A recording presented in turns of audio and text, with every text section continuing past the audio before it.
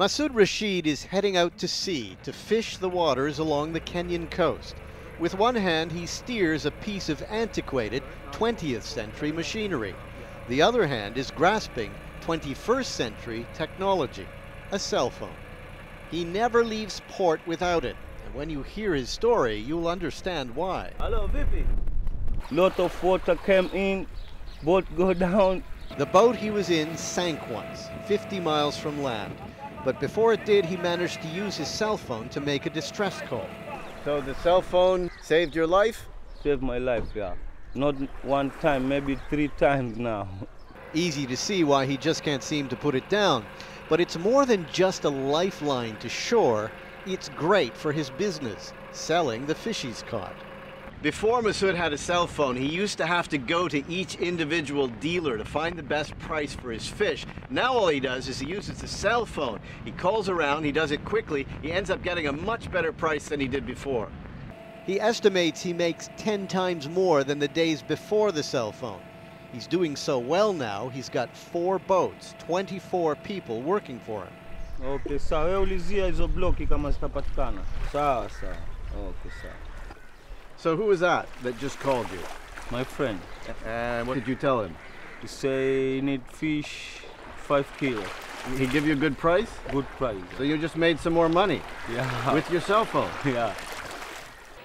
You'll find a very similar story in the markets across Kenya. Sellers able to get better prices for their produce, again because of the cell phone. And in the slums, people don't have much money, unemployment is incredibly high, but they're connected. They've got phones. And Samuel Ngugu says that makes him a player. Nowadays, everybody have a phone, a mobile phone. This little device with a few buttons is the hottest commodity around. The mobile phone is probably the biggest social revolution that's come to Africa. Michael Joseph is head of Safaricom, the largest mobile phone operator in Kenya. Almost as if somebody dreamt of what would be the perfect product to introduce into an emerging market like Africa. And it's the prepaid mobile phone model. Why? Because for years, most Kenyans could not even communicate with the neighboring town. Telephone lines are poorly connected here and the service erratic at best. So cheap pay-as-you-go cell phones now allow Kenyans to talk and do business with people in the next town or anywhere in the world. Even some of Kenya's elephants have a phone on them. There's a cell phone in that enormous collar. It's sending valuable tracking data to scientists. The elephant can send us the message of its position by text message.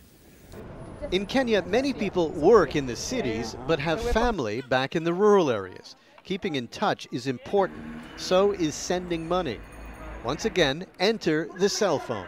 M-Pesa, which means mobile money, is a service that uses text messaging to securely send money around the country. It's actually an incredibly simple system. Let's say, for example, you want to withdraw cash. Well, somebody sends money to your cell phone. That money sits on the cell phone number. You then take the cell phone, you hand it to one of the people at the M-Pesa shops. They look at it, verify that the money is there. You enter a PIN number, and they simply give you the cash. So John Kamodishu walks into an M-Pesa store in Nairobi, hands over his money, a few punches of the keyboard, and he's finished. 100 miles away in Nakuru, his wife gets the cash. It is good because it is faster, instant. According to Safaricom, the average single-day amount transferred around the country using M-Pesa is just over $2 million. The internet, by contrast, has failed to make the same kind of impact in Kenya, and the reason is simple. At the moment, it is only available in this part of Africa via satellite, and that makes internet costs expensive, especially for the average Kenyan. It's why internet companies like Afsat are focusing on the big cities at the moment. You need electricity, you need a computer, and you need to know how to use it. And those 3 aspects are still lacking in the rural areas.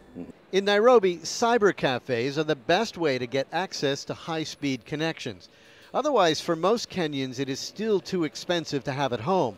But the high speed here is still pretty slow by Western standards. Of course, there are limits to what a cell phone can do. It won't do large file transfers. But for now, most Kenyans are happy with what it does do.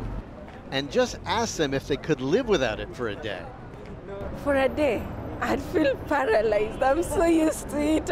And so is Masood, the fisherman. What if now I take your phone away? Are you happy? No happy.